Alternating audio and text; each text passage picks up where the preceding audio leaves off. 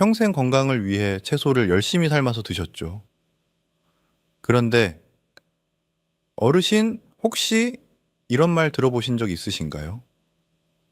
어떤 의사는 생채소를 드시라고 하고 또 어떤 의사는 신장이 안 좋으신 분은 생채소가 오히려 독이 된다고 합니다. 도대체 누구 말이 맞는 건지 무엇을 믿어야 할지 정말 헷갈리시죠? 그 혼란에는 분명한 이유가 있습니다. 오늘 저는 그 이유를 하나하나 명확하게 말씀드리겠습니다. 그리고 하버드 의대 연구팀이 실제 환자들을 대상으로 5년에 걸쳐 확인한 망가진 신장을 위한 단 한 가지가 무엇인지 지금 바로 말씀드리겠습니다. 안녕하세요, 어르신. 저는 내과 전문의 최동현 박사입니다. 20년 가까이 진료실에서 수많은 환자분들을 만나왔는데요. 그 중에서도 가장 마음이 무거운 순간은 신장이 너무 많이 망가진 상태로 오시는 분들을 뵐 때입니다. 기능이 15에서 20%밖에 남지 않은 상태로 오시면 저도 드릴 수 있는 선택지가 너무 적어집니다. 그래서 오늘 드리는 말씀은 그분들께 더 일찍 해드리고 싶었던 말입니다. 실제로 한국국민건강보험공단과 건강보험심사평가원의 자료를 보면 만성 콩팥병으로 진료를 받은 환자 수가 2017년 약 20만 4천 명에서 2021년에는 약 27만 7천 명으로 불과 4년 사이에 크게 늘었습니다. 성인 19살 이상 기준으로 보면은 현재 만성 콩팥병 유병률은 약 5에서 6% 수준입니다. 100명 중 5명에서 6명, 결코 적은 숫자가 아닙니다.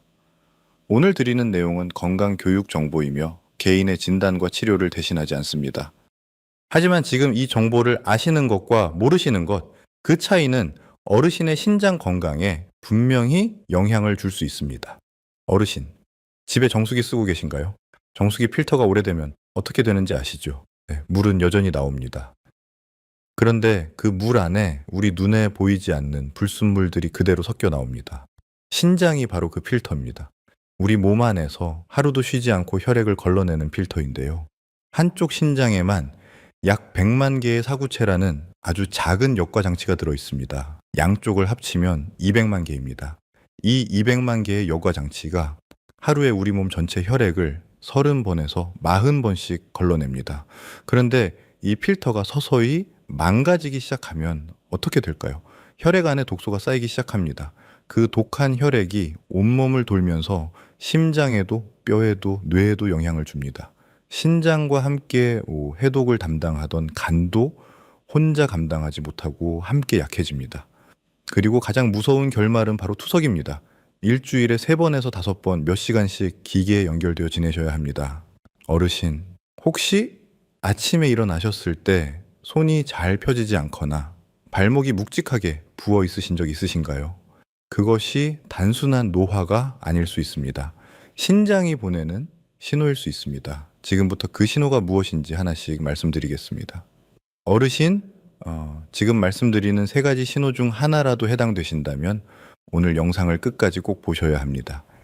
첫 번째 신호는 아침마다 반복되는 부종입니다. 아침에 일어나셨을 때 손가락이 뻣뻣하게 잘 굽혀지지 않거나 저녁에 신으셨던 양말 자국이 다음날 아침까지 남아 있으신 적 있으신가요? 신장이 제 역할을 못하게 되면 혈액 속 나트륨과 수분을 제대로 걸러내지 못합니다. 그 수분이 몸 조직 사이사이에 그대로 쌓이면서 손과 발목이 붓기 시작합니다. 처음에는 저녁에만 붓다가 점점 아침까지 이어지게 됩니다. 두 번째, 신호는 좀처럼 사라지지 않는 거품료입니다. 소변을 보셨을 때 거품이 생기는 건 누구에게나 있을 수 있습니다.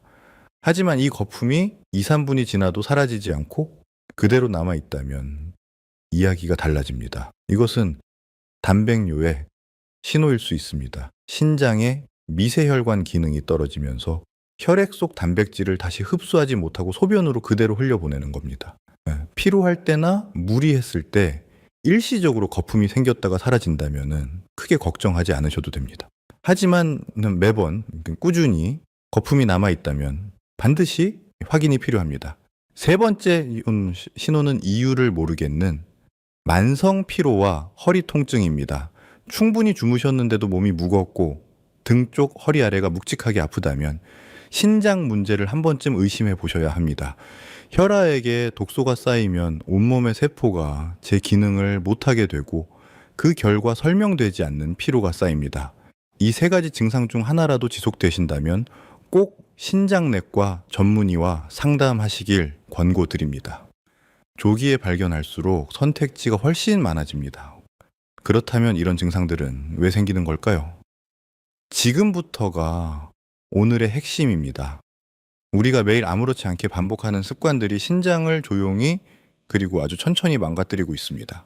첫 번째입니다. 너무 빨리 드시고 제대로 씹지 않는 습관입니다. 어르신, 마지막으로 천천히 꼭꼭 씹어서 드신 게 언제인가요? 텔레비전을 보면서 드시거나 다른 일을 하면서 드시다 보면은 자신도 모르게 빨리 드시게 됩니다. 그런데 이 습관이 신장과 무슨 관계가 있냐고 물으실 수 있습니다. 관계가 아주 깊습니다. 음식을 충분히 씹지 않고 빨리 넘기면 위와 장에서 소화가 제대로 이루어지지 않습니다. 소화가 덜 된 음식물이 장 안에서 발효되고 부패하기 시작합니다. 이 과정에서 활성산소가 만들어집니다.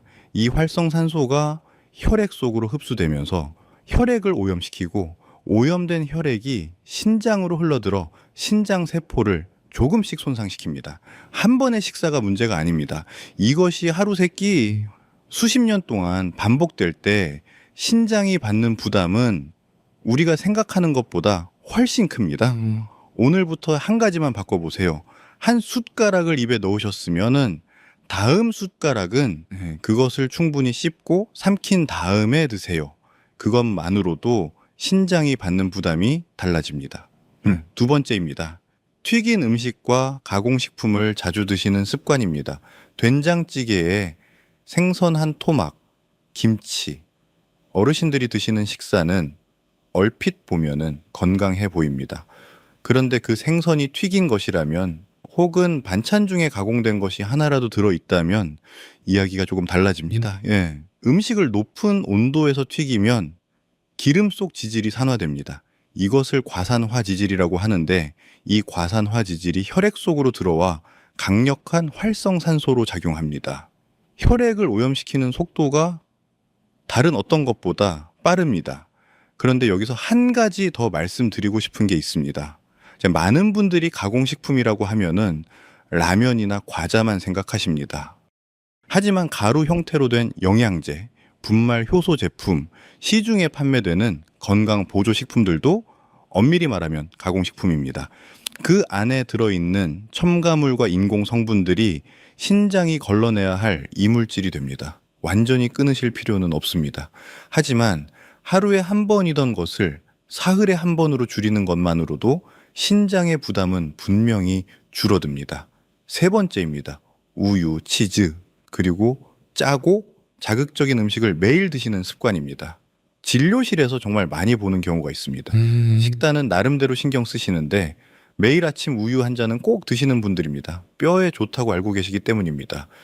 그런데 우유와 치즈는 칼슘뿐 아니라 인도 많이 함유하고 있습니다. 건강한 신장은 혈액 속 인의 양을 조절할 수 있지만 신장 기능이 떨어지면 인이 혈액에 쌓이기 시작합니다. 이렇게 쌓인 인이 혈관벽에서 칼슘과 결합하여 혈관 석회화를 일으킬 수 있습니다.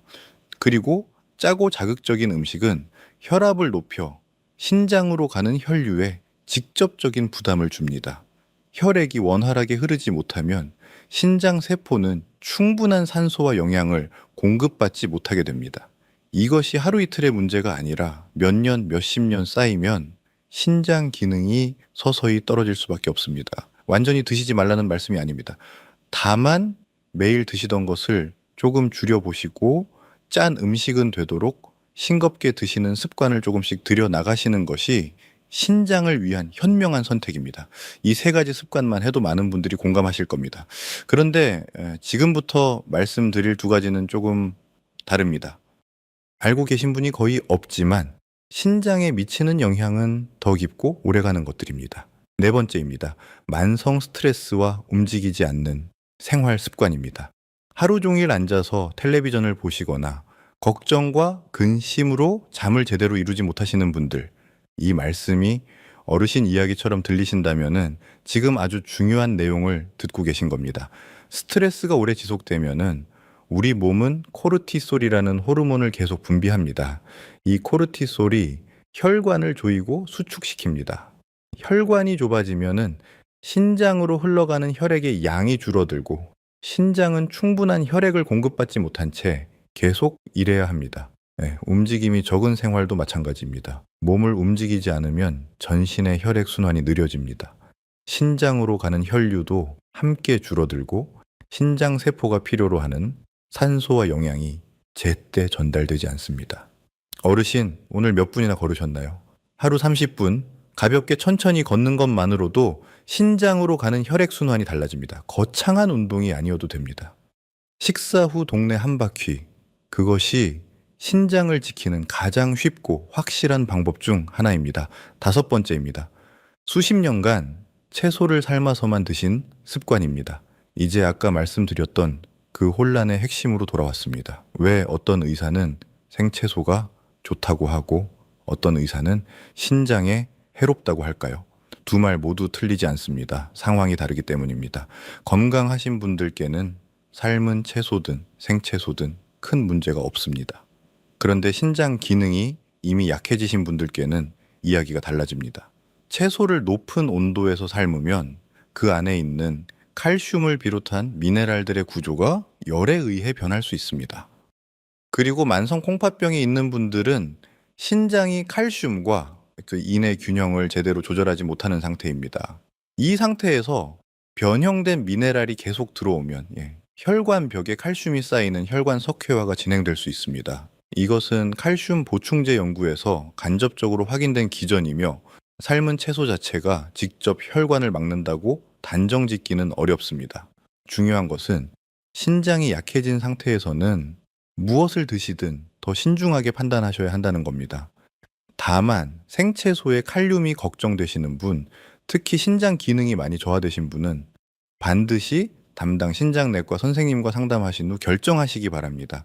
옛날에 연탄 보일러를 쓰시던 시절 기억하시나요?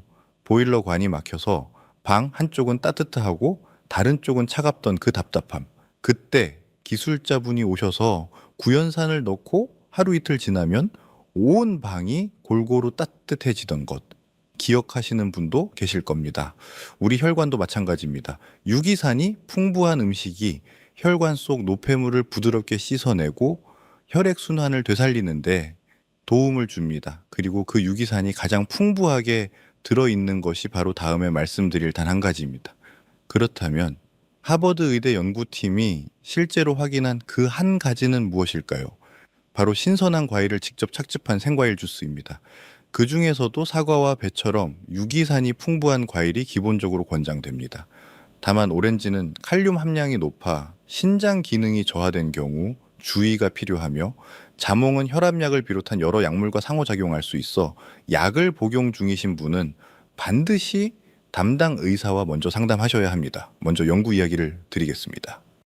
하버드 헬스 퍼블리싱이 2024년에 소개한 연구를 보면은 만성 콩팥병과 고혈압을 동시에 가진 153명의 환자들을 세 그룹으로 나누어 5년에 걸쳐 추적 관찰했습니다. 그중 한 그룹은 매일 2컵에서 4컵 분량의 신선한 과일과 채소를 추가로 섭취했습니다. 5년 후 이 그룹은 다른 그룹에 비해 신장 기능 저하 속도가 눈에 띄게 느렸습니다. 그리고 미국 신장학회지에 2015년 발표된 바네르지 박사 연구팀의 논문을 보면 만성 콩팥병 환자 중 산성 부하가 높은 식단, 즉 고기는 많고 과일과 채소는 적은 식단을 드신 분들이 그렇지 않은 분들에 비해 신부전으로 진행될 위험이 3배나 높았습니다. 3배입니다. 그리고 2017년 이바이오 메디신 학술지에 발표된 한란 박사 연구팀의 연구에서는 만성 콩팥병 환자의 신장 세포에서 구연산 회로, 즉 에너지를 만드는 핵심 대사 과정이 건강한 사람에 비해 40에서 68%나 떨어져 있다는 것이 확인됐습니다. 신선한 과일 속 유기산이 이 부분을 바깥에서 보완해 줄 수 있다는 것이 연구자들이 주목하는 이유입니다. 다만 한 가지 말씀드려야 할 것이 있습니다. 이 연구들은 주로 미국인 환자들을 대상으로 한 것입니다. 한국인 만성 콩팥병 환자만을 대상으로 생과일 착즙의 효과를 직접 연구한 자료는 아직 충분하지 않습니다. 오늘 말씀드리는 내용은 이러한 연구들의 원리에 근거한 것이며 어르신 개개인의 상태에 따라 반드시 담당 의사 선생님과 상의하신 후 적용하시기 바랍니다. 그렇다면 왜 생과일을 착즙해서 드시는 것이 좋을까요? 신선한 과일 안에는 구연산, 사과산을 비롯한 다양한 유기산이 들어 있습니다. 이 유기산들은 체내에서 대사되는 과정에서 중탄산염을 생성하여 혈액의 산성 부하를 줄이고 신장이 감당해야 할 부담을 간접적으로 낮춰줍니다. 또한 비타민C가 풍부하게 들어있어 신장세포를 활성산소로부터 보호하는 데 도움을 줍니다. 착즙 형태로 드시는 이유는 한 가지입니다. 소화 기능이 약해진 어르신들께서는 과일을 통째로 드실 때보다 흡수가 빠르고 위와 장의 부담이 덜합니다. 다만 당뇨가 있으신 분은 착즙 주스가 혈당을 빠르게 올릴 수 있어 과일을 통째로 드시는 것이 더 나을 수 있습니다. 이 부분도 담당 의사 선생님과 함께 확인해 보시기 바랍니다. 드시는 방법은 어렵지 않습니다. 사과와 배처럼 칼륨 함량이 상대적으로 낮은 과일부터 시작하세요.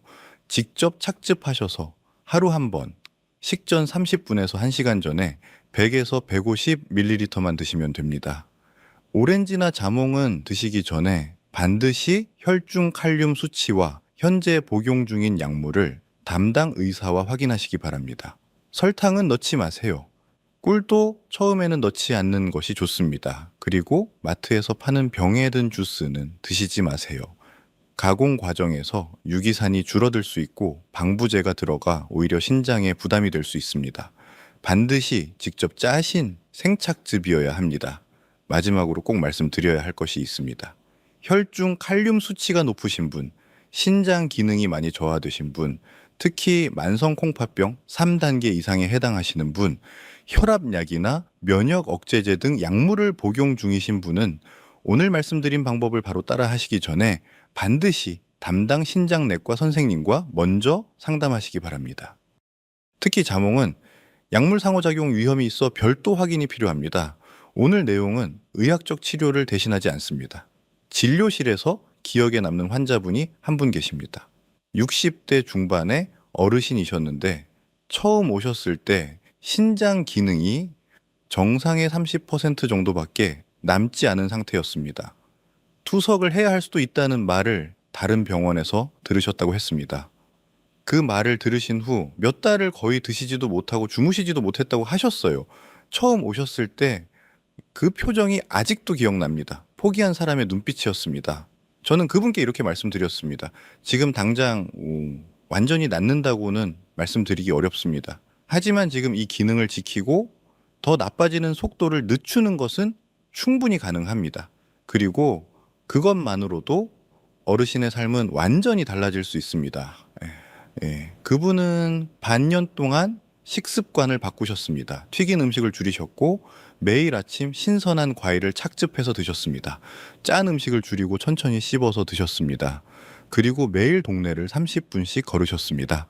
반년 후 검사에서 크레아티닌 수치가 개선됐고 담당 신장내과 선생님도 진행이 눈에 띄게 느려졌다고 하셨습니다. 신장세포는 완전히 새 것으로 돌아오지는 않습니다. 그것은 솔직하게 말씀드려야 합니다. 하지만 깨끗한 혈액과 충분한 혈액순환이 공급될 때 남아있는 세포들이 더 열심히, 더 오래 일할 수 있게 됩니다. 정수기 필터가 완전히 새 것이 되진 않더라도 제때 관리해주면 훨씬 오래, 훨씬 깨끗하게 쓸 수 있는 것처럼요. 포기하기에는 아직 이릅니다. 다만 지금 바로 시작하셔야 합니다. 내일부터가 아니라 오늘부터입니다. 오늘 말씀드린 내용을 잠깐 떠올려 보세요. 너무 빨리 드시는 습관, 튀긴 음식과 가공식품, 우유와 짠 음식, 움직이지 않는 생활, 그리고 수십 년간 반복해온 삶은 채소 위주의 식습관, 이 5가지가 신장을 조용히 닳게 만들어 온 습관들입니다. 오늘 당장 모든 것을 바꾸실 필요는 없습니다. 오늘 장을 보러 가실 때 사과나베 하나만 더 담아보세요. 내일 아침 식전에 직접 착즙해서 한 잔 드셔보세요. 오렌지나 자몽은 현재 복용 중인 약이 없고 혈중 칼륨 수치가 정상인분에 한해 담당 의사 확인 후 시도해 보시기 바랍니다. 그것이 첫걸음입니다. 오늘 내용은 건강교육 정보이며 의학적 치료를 대신하지 않습니다.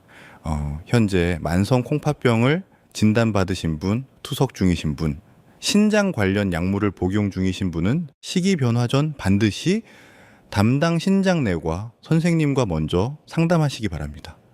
특히 혈중 칼륨, 인, 나트륨 수치 관리는 개인 상태에 따라 크게 다르므로 전문가의 지도가 꼭 필요합니다. 그 어르신의 신장은 지금 이 순간에도 이 어르신을 위해 쉬지 않고 일하고 있습니다. 이제 우리가 그 신장을 도와드릴 차례입니다.